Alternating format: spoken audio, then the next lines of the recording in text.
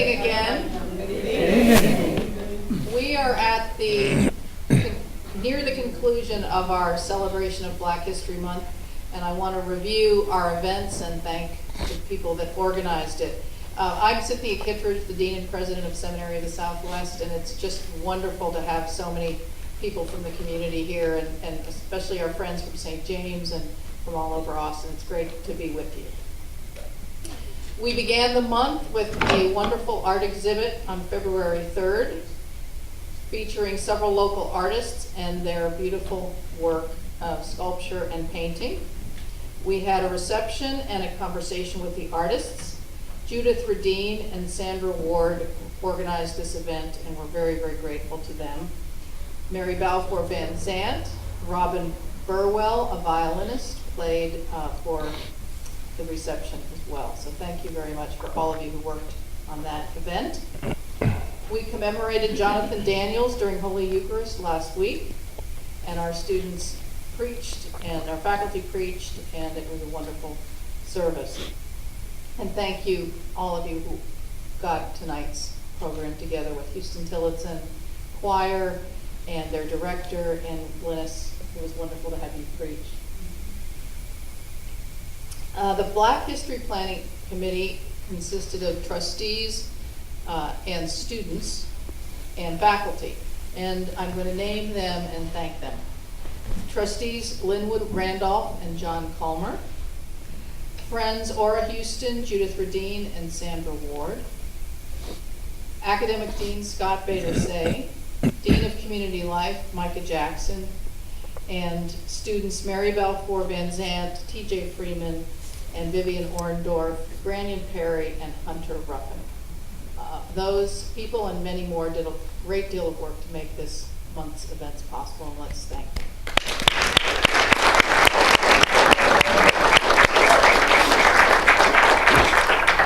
We are grateful to Dr. Lynnwood Randall for inviting our special guest lecturer tonight.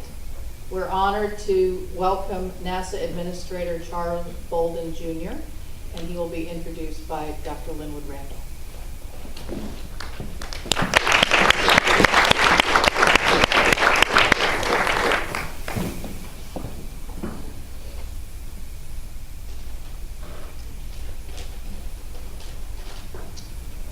Good evening. Good evening. Our speaker was born in Columbia, South Carolina, graduated from C.A. Johnson High School in 1964, and achieved an appointment to the U.S. Naval Academy. He earned a Bachelor of Science degree in Electrical Science in 1968 and was commissioned as a second lieutenant in the Marine Corps. After completing flight training in 1970, he became a naval aviator. He flew more than 100 combat missions in North and South Vietnam, Laos, and a number of other places between 72 and 73. He earned a master's degree in systems management from the University of Southern California in 1997. And in 1978, he was assigned the Naval Test Pilot School at Patuxent River and completed training in 1979. He tested a variety of ground attack aircraft until he was commissioned as an astronaut in August of 1981. He has logged more than 6,000 hours flying time. His 34-year career in the Marine Corps also consisted of 14 years as a member of the NASA Astronaut Office. After joining the office in 1980, he traveled to orbit 4 times aboard Space Shuttle between 1986 and 1994. Commanding 2 of the missions and piloting 2 of the other missions. His NASA career includes being Special Assistant to the Director of the Johnson Space Center in Houston, Chief of Safety Division at the Johnson Space Center, and also at that time he oversaw the efforts to return the shuttle to flight after the 1986 Challenger accident. After a final shuttle flight in 1994, he left NASA and returned to active duty with the Marine Corps Operating Forces as the Deputy Commander of the Midshipmen at the U.S. Naval Academy. In 1997, he was assigned as Deputy Commander General of the 1st Marine Expeditionary Forces in the Pacific. His many military decorations include the Defense Superior Service Medal, and the Distinguished Flying Cross. He was inducted to the U.S. Astronaut Hall of Fame in May of 2006. Then, the Major General, U.S. Marine Corps retired, was nominated by President Barack Obama and confirmed by the U.S. Senate as the 12th NASA administrator and the first African-American administrator. He took office in July 17, 2009. I had worked under 5 NASA administrators from 1975 to 1998, but had retired when our speaker has accepted his job.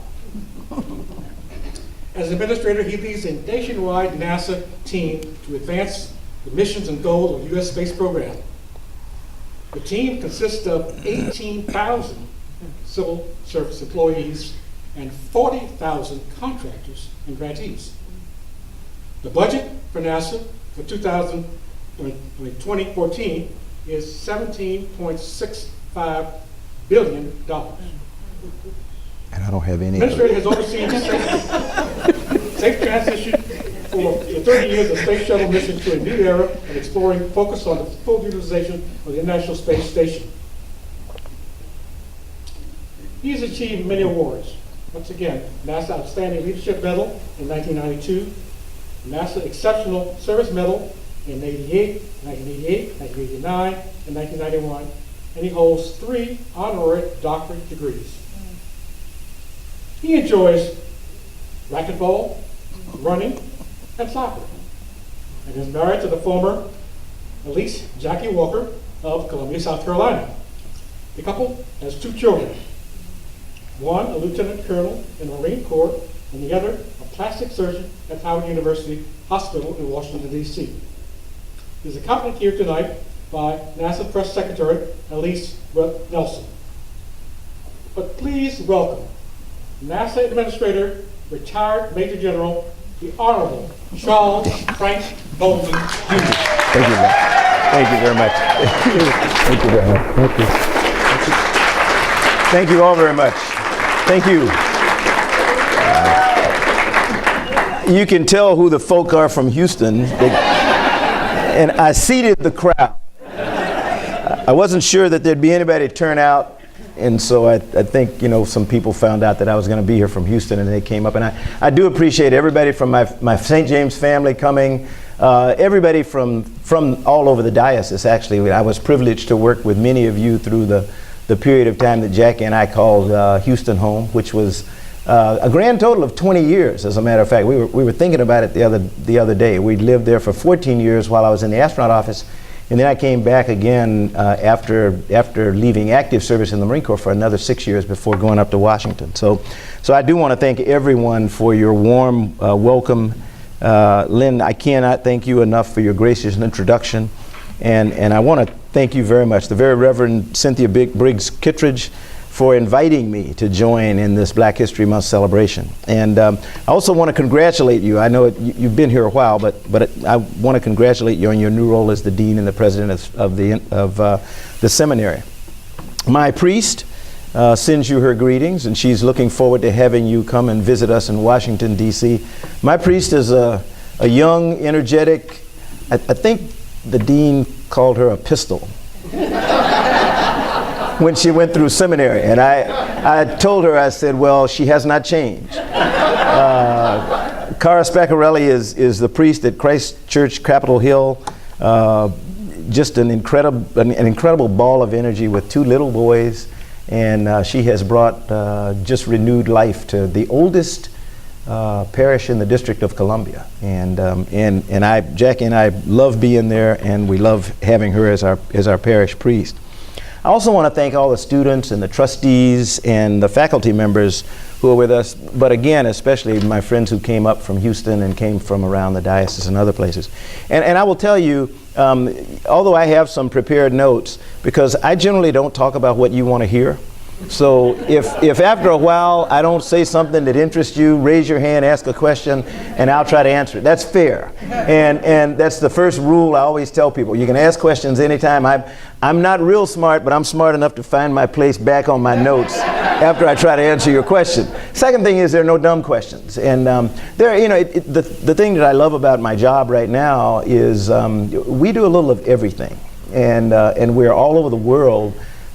When Lynn mentioned the fact that we have 18,000 civil servants in the NASA family, we're at 10 NASA centers around the country, but then there are a number of facilities that don't count as NASA centers, everywhere from Michoud outside of New Orleans, and White Sands in New Mexico, and Wallops that's on the Maryland Eastern Shore, or Virginia. Ooh, boy, don't want to say that with the Virginia delegation. The Virginia Eastern Shore, where now people can sit on the steps of the Lincoln Memorial and watch rockets go into space. It's about a 3-hour drive from Washington, D.C., but an organization called Mars built a launch pad there, and there's a company, an American company called Orbital Sciences, that launches big rockets. I mean, like real big rockets that came along to replace the space shuttle in terms of getting cargo to the International Space Station and into low Earth orbit.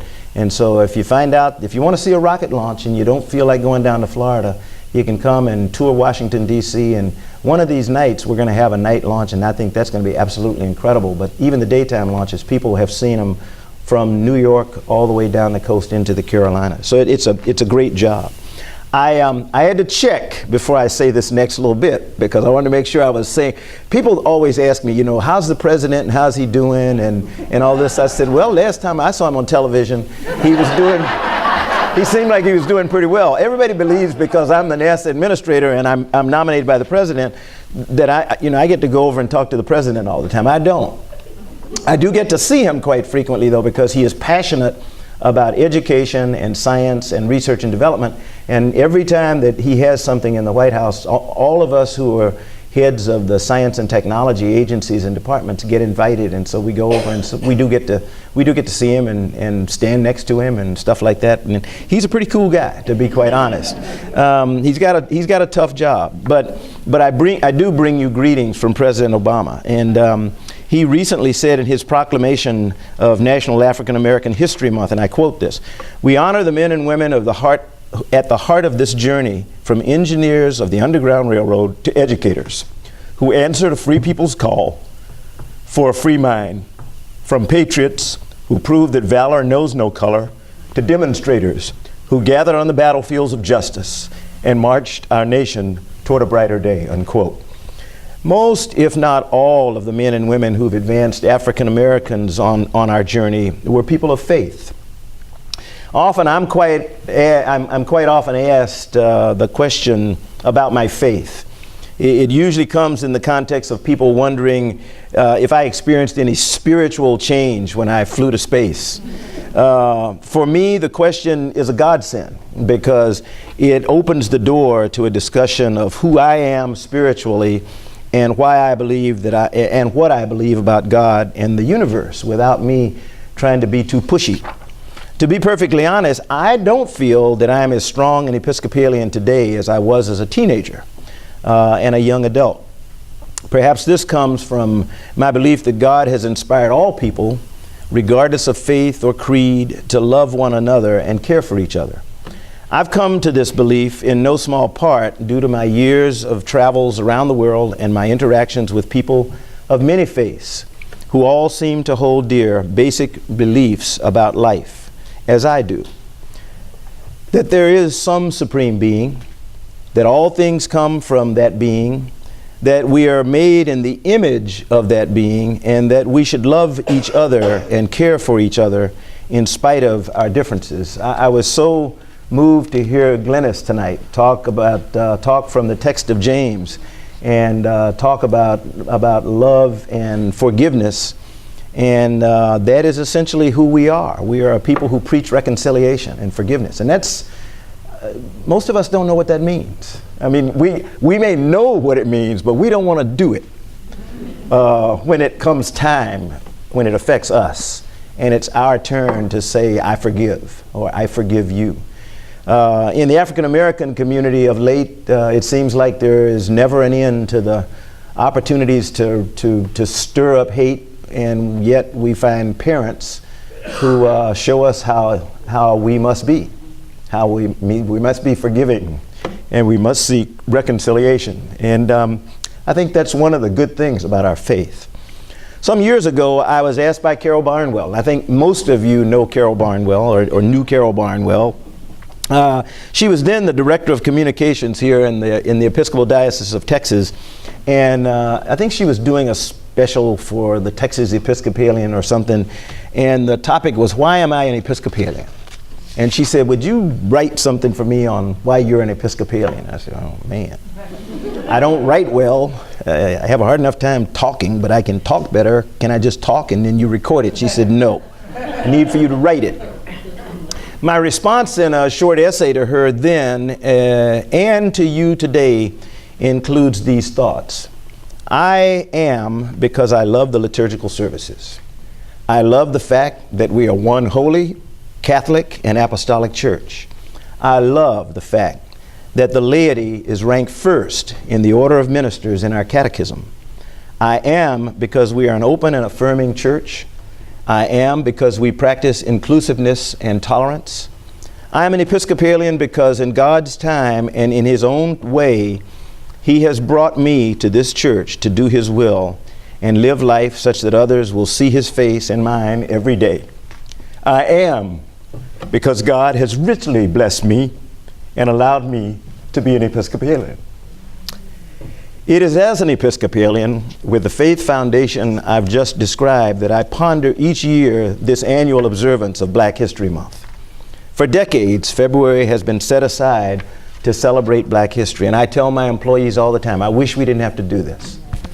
You know, how I wish we didn't have to have Black History Month or Women's History Month or Hispanic History Month, but we do. You know, the second inauguration of the first Black president last year, since then some have questioned the need for Black History Month even more. They feel that with a Black president, America has finally put the awful legacy of slavery and discrimination behind us. Sadly, that's not the case. Last year marked 150 years since the signing of the Emancipation Proclamation and 50 years since the historic 1963 March on Washington. This year commemorates 50 years since the passage of the Civil Rights Act of 1964. There is no doubt that much progress has been made. But when you look at the vast disparities between blacks and whites in education, health, income, employment, and incarceration, when you look at recent renewed efforts to suppress minority voting rights, it's clear our work is not yet done. Unfortunately, there are still too many Americans who either don't know or don't care about the indispensable contributions African Americans have made to the progress of our nation in business, in art, in public service, science, education, and many other fields. Too many still are not aware of the fact that Black history is American history. Black history is also very much a part of NASA history. I'm proud to be among the pioneering cadre of Black astronauts who broke both gravitational and color barriers when we first blasted off into space. Guy Bluford led the way 31 years ago with his first shuttle mission in 1983. Mae Jemison followed in 1992 as the first African-American woman to fly in space. I took the first of my 4 shuttle missions in 1986. There have been many other Black astronauts, but several largely unsung heroes and pioneers either fell through the cracks of history or faced insurmountable roadblocks at the crossroads of freedom and equality. It's a very little known fact that in 1961, President John F. Kennedy tapped Ed Dwight, an accomplished Air Force fighter pilot and aeronautical engineer, to become America's first Black astronaut. Dwight never made it into space, but Ed Dwight never stopped soaring. He has become one of the most acclaimed sculptors in America, and his masterworks include bronze statues of Medgar Evers, Hank Aaron, Martin Luther King Jr., Ella Fitzgerald, and Duke Ellington. Ed Dwight paved the way for many of us who followed in his footsteps. and I was proud to have his support during my confirmation hearing in 2009. It was not until June 1967 that another Air Force pilot, Major Robert Henry Lawrence, became the first African American to fully qualify as a NASA astronaut. Unfortunately, Major Lawrence also never flew into space. Shortly after being selected as a U.S. astronaut, he lost his life during a 1967 training flight. In 1978, his name was finally added to the Kennedy Space Center Space Mirror Memorial for astronauts who died in the line of duty.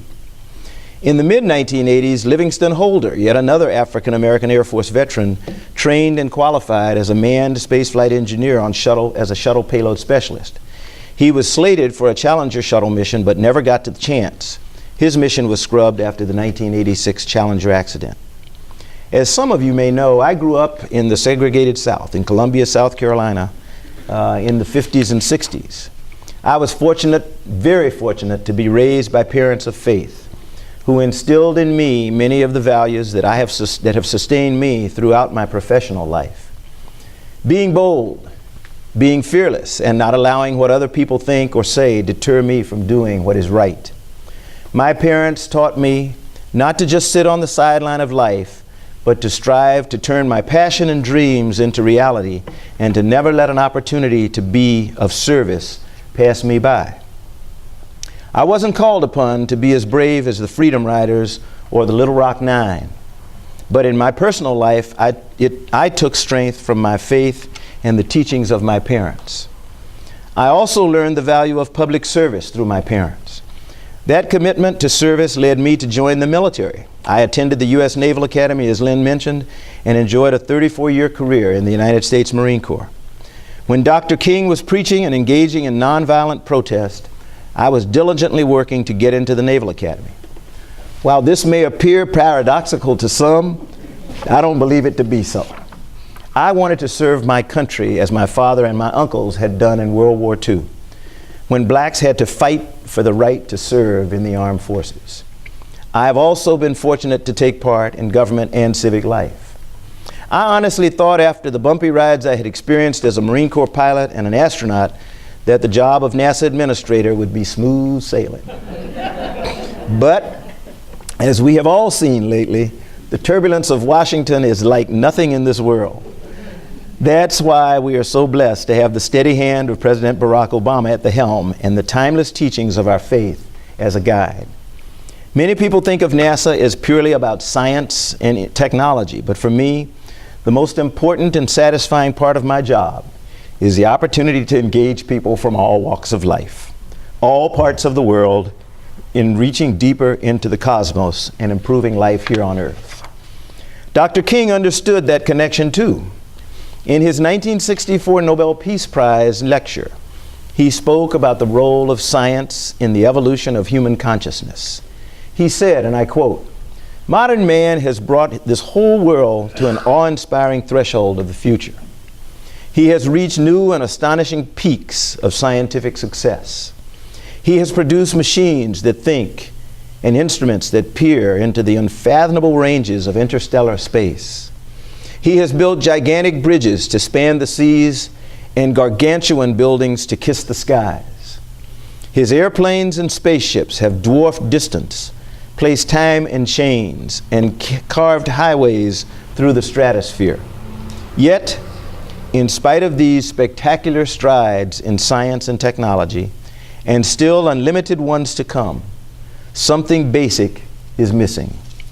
We've learned to fly the air like birds and swim the sea like fish, but we've not learned the simple art of living together as brothers."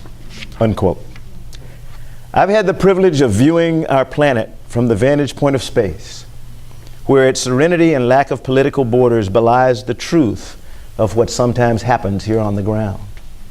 Through NASA's continued efforts to expand our outreach to what we call non-traditional partners, one of the unintended consequences is to help bring about reconciliation, a fundamental principle of our faith, and to open the family of spacefaring nations to countries with which we might otherwise have strained relations or that would not otherwise have the assets or connections to venture into space on their own.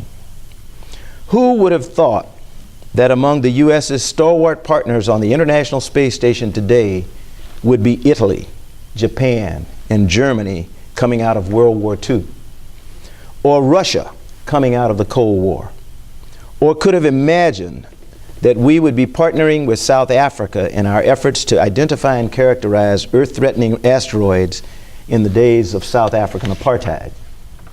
Today, NASA has collaborations in science, engineering, technology, and STEM education with nations on every single continent in the world. Global partnerships. I hope we'll continue to afford more people from many more nations the opportunity to venture into space in the years ahead. This can only increase understanding and bring about a realization of how much we are all in this together.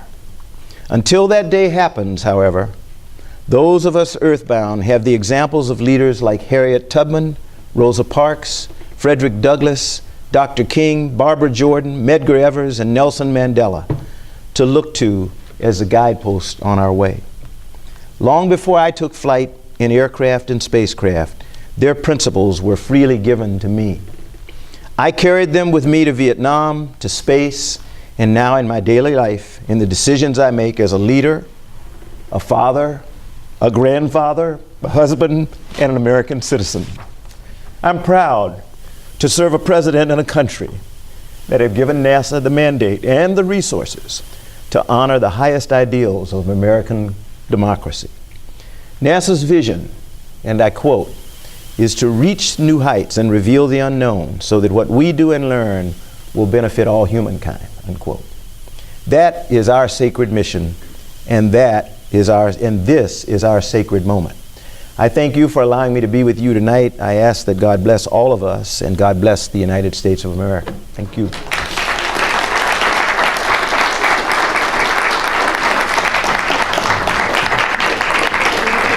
I will.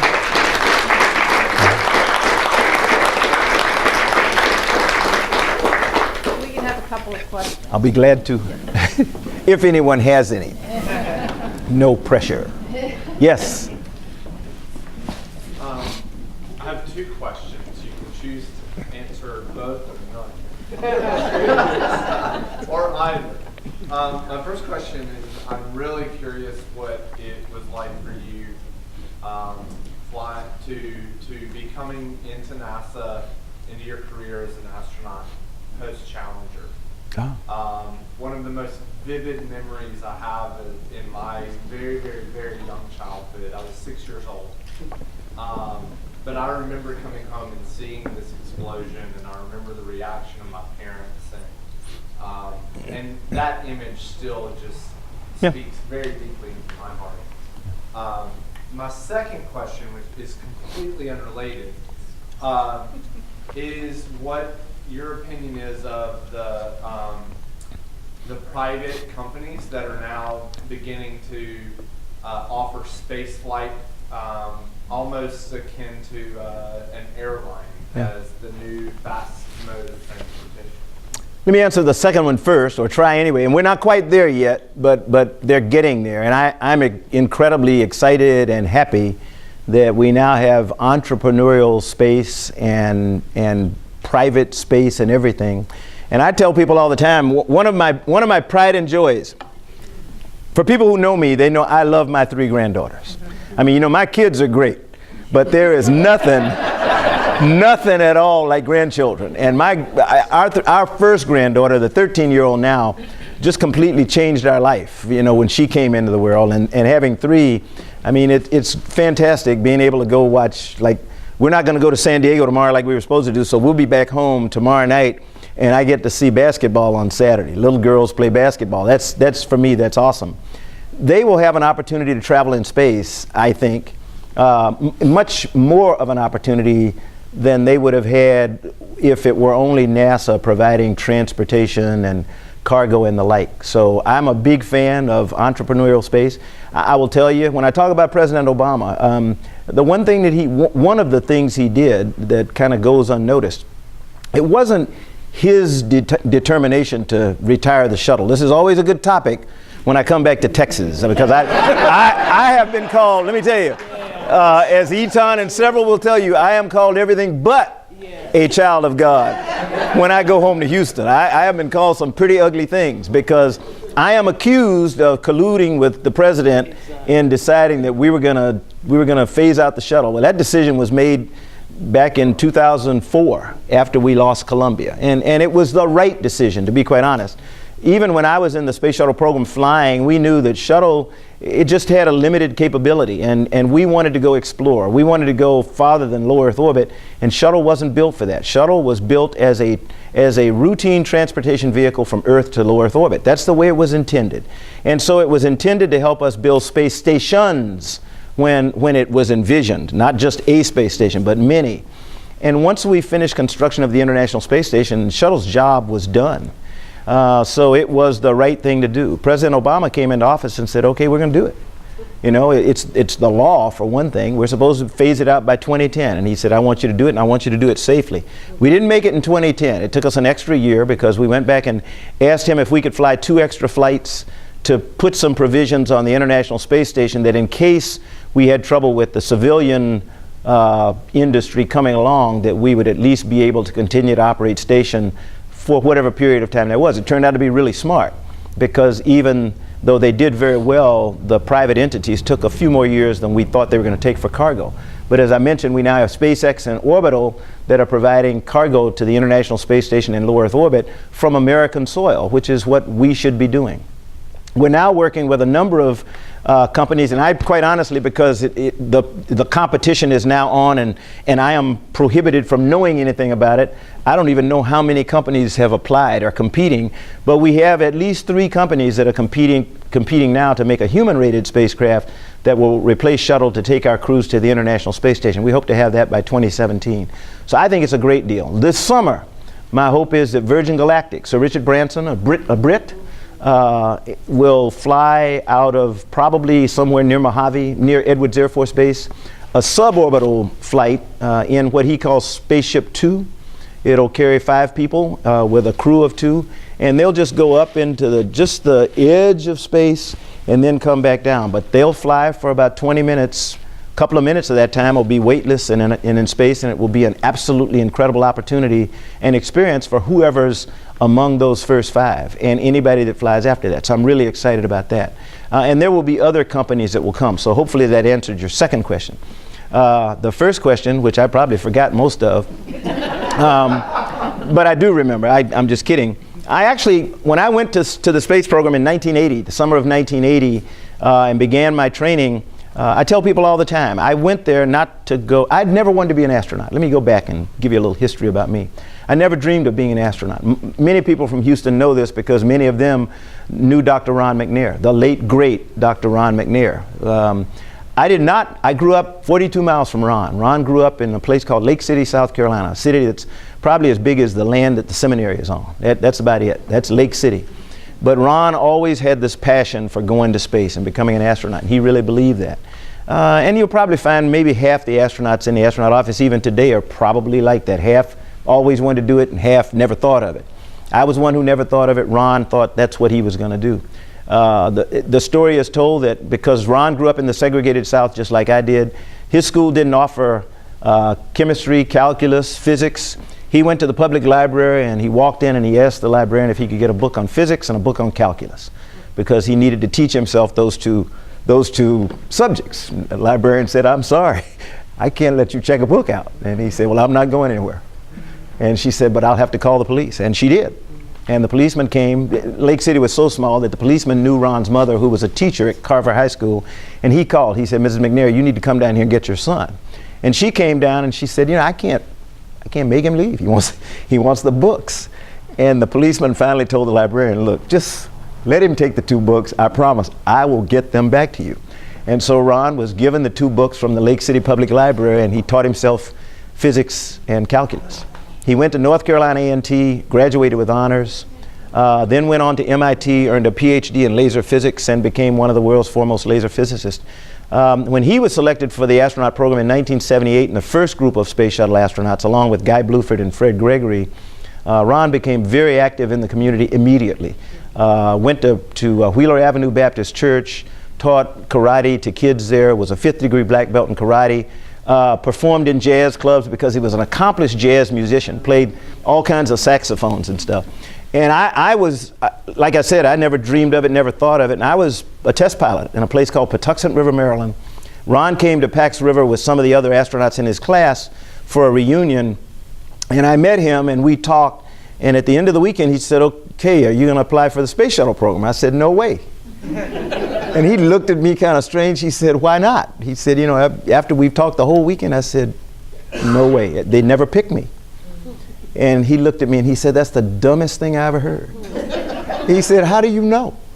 You know, how do you know they won't? And as soon as he said that, it was like a knife going through my heart, because my mom and dad were teachers and they had taught me and my brother all our lives we could do anything we wanted to do. You know, no one could keep us from doing anything that we wanted to do. And here I was saying, no, they'd never pick me. And he embarrassed me. And so I got a pencil and a pen and paper out after he left, and I put my application in, and I got an opportunity to interview and got selected in the second group of astronauts. So that's how I got into the astronaut program, was the late, great Dr. Ron McNair. And we trained, and I supported him on his first flight in 1983. And then we were actually assigned to fly together in 1986. Now, it was going to be 1985, and about 6 months before the flight, we had a switch in the crew, and my crew actually took then Congressman Bill Nelson and another person, and Ron's crew ended up taking Krista McAuliffe and Greg Jarvis. So we switched places, to be quite honest, and we were scheduled to fly in December, and they were going to fly in January, but we slid into January. And so we launched on the 12th of January, landed on the 18th of January. It was I tell people it was the highest time of my life, sort of. You know, some of you were with us, and you knew how happy I was. And then 10 days later, I sat in a conference room and watched Challenger take off, and 73 seconds into flight just disintegrate. And I mean, like most of you, I was crushed. And I asked myself, you know, is this really what I want to do? And I tell people it took me about a nanosecond to say, yeah, that's why I came here. You know, I came here to explore.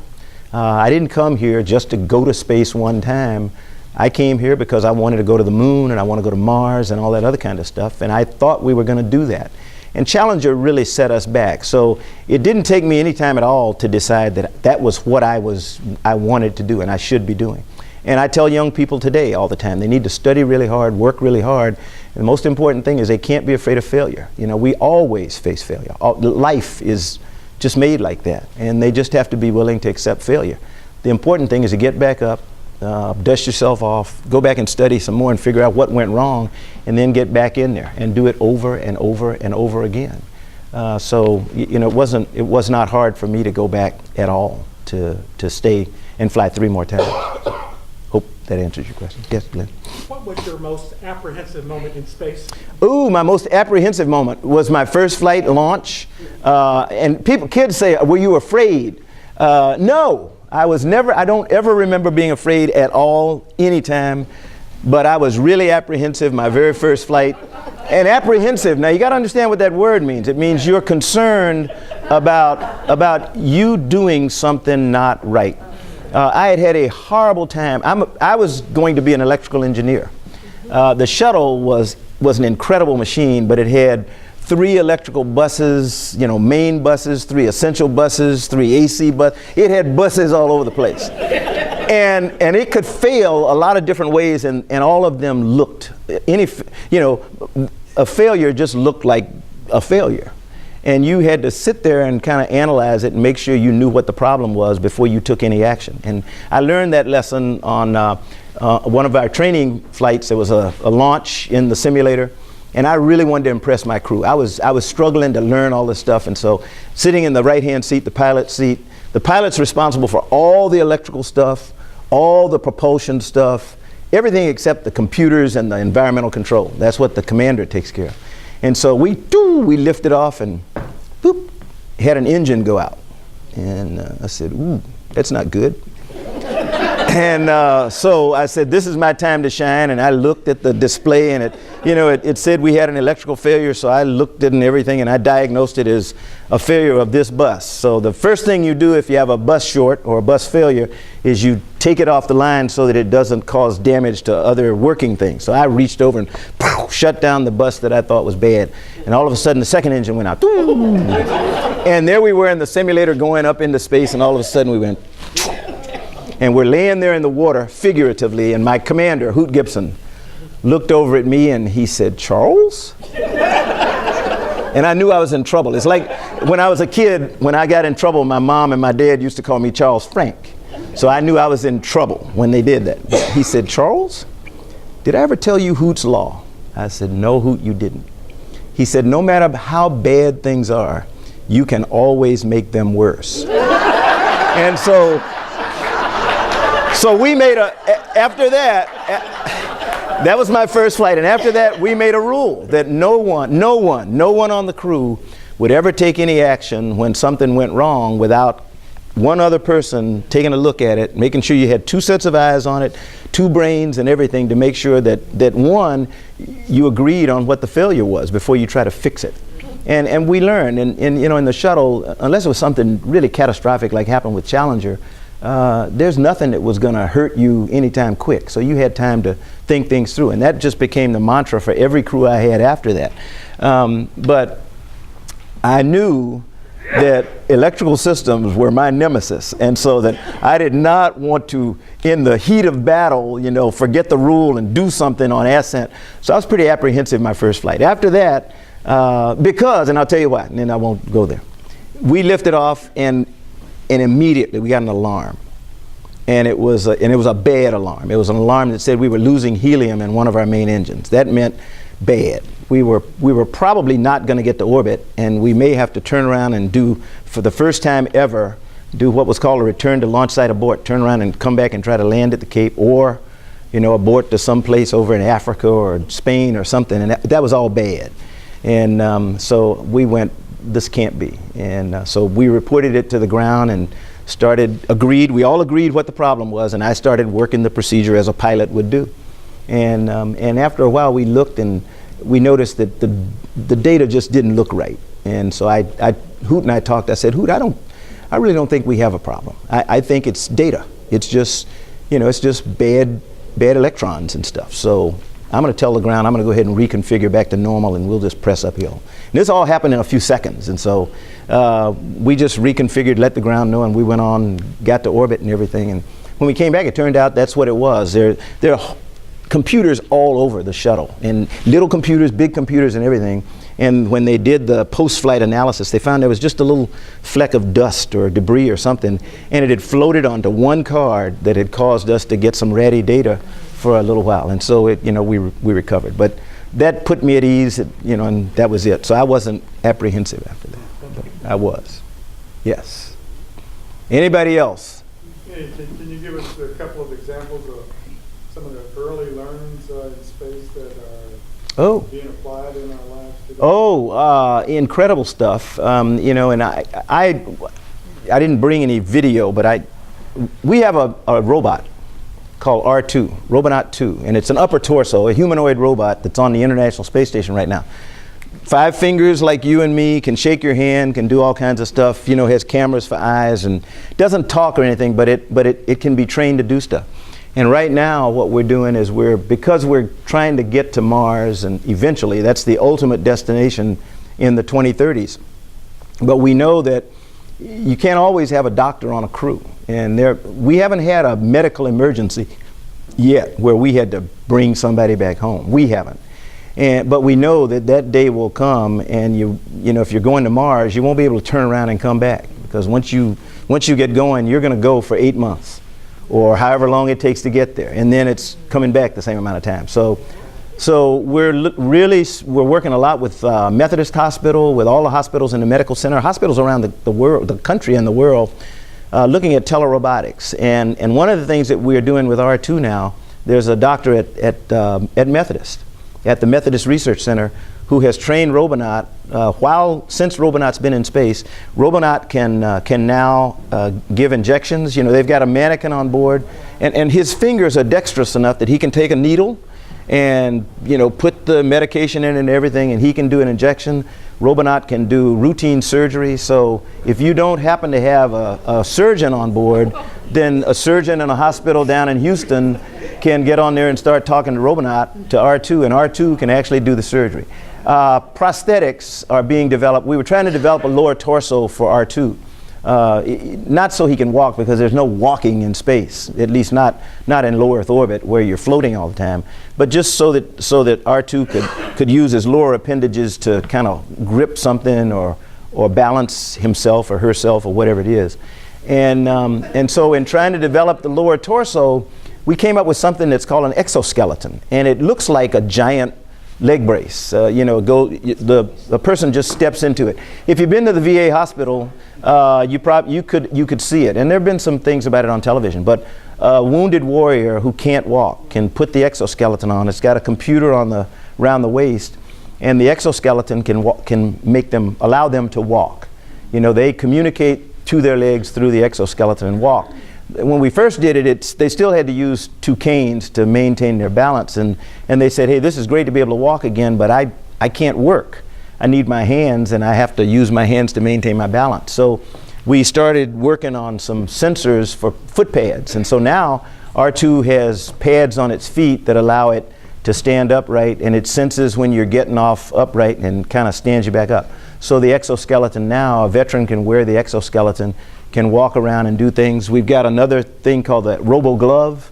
It's a robotic glove. If there's any part of the hand left that the veteran, it's not just for veterans, but we do a lot of work with the VA.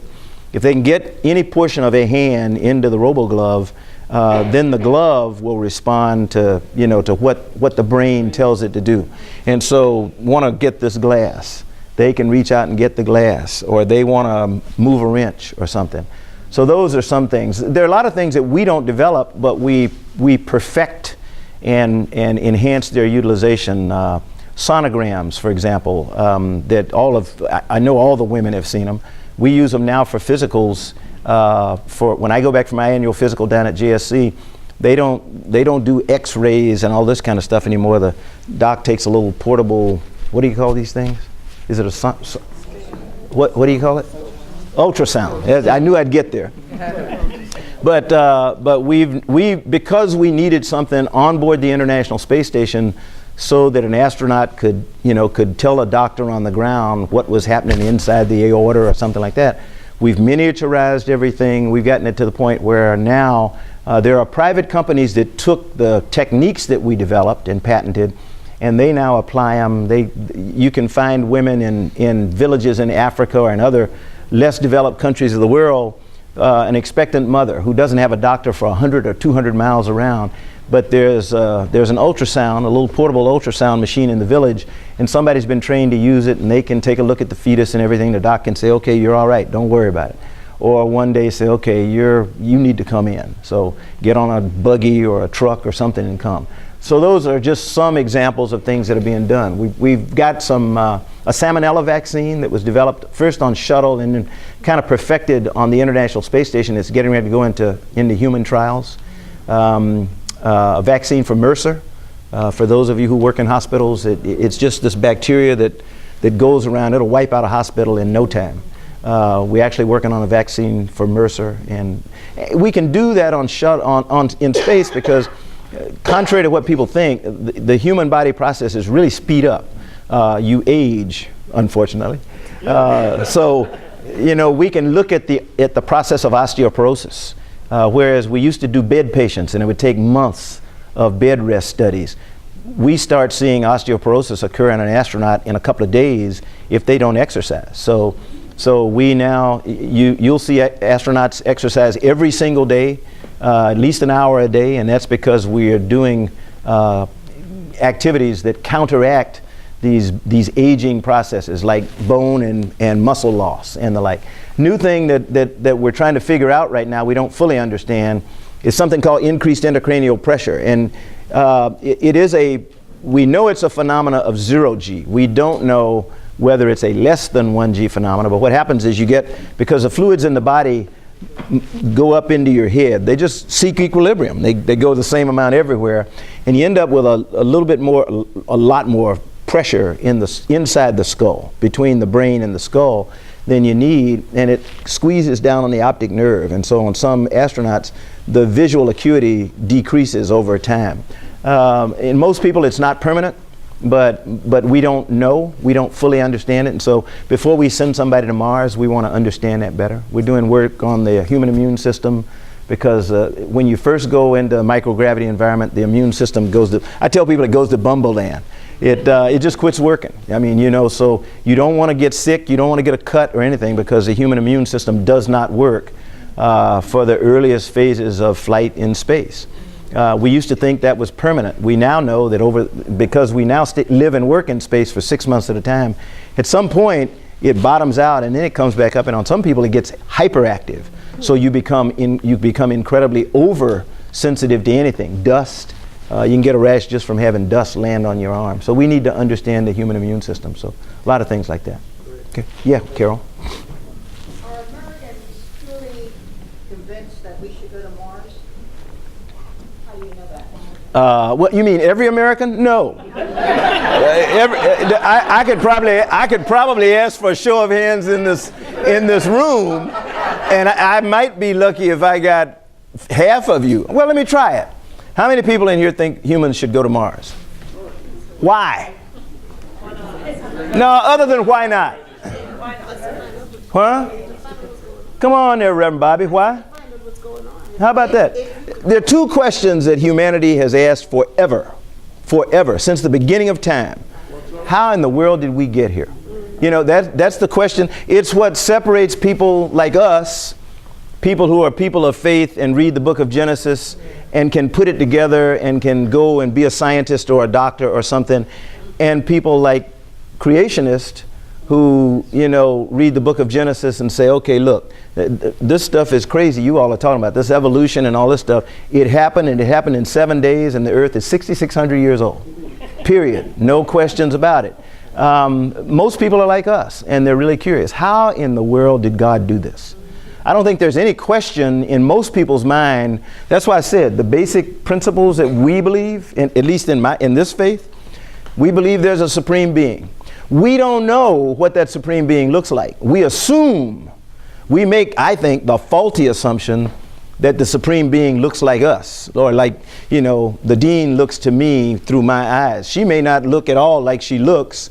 It just may be the way that I'm perceiving her. So in God's likeness could be a whole lot of things. I believe that this supreme being that put everything here didn't just pick one little planet. And we now know that there are literally thousands, but thousands of what we call exoplanets. They're planets around other suns.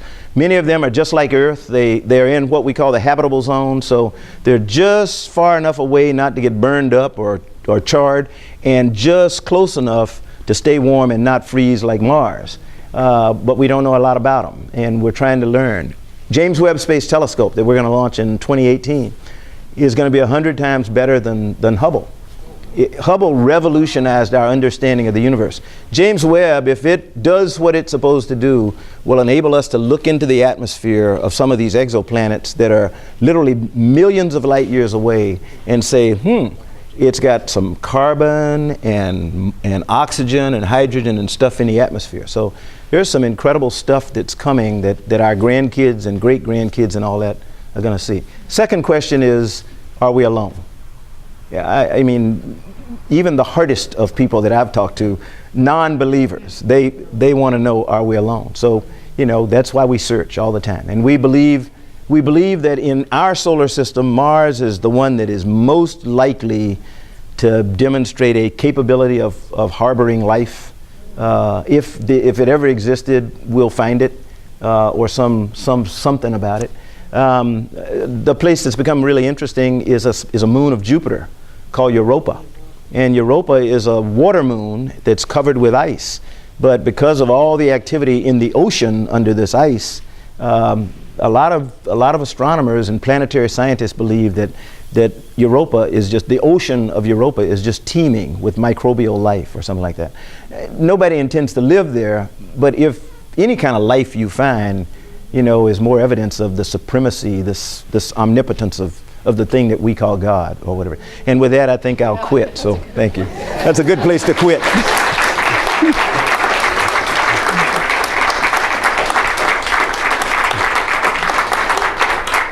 You have impressed us and edified us and blessed us tonight. Thank you for coming to the seminary. Thank you so very much. Ooh, thank you. Thank you very much. We'll see you when you get to Washington. Thank you. Fantastic.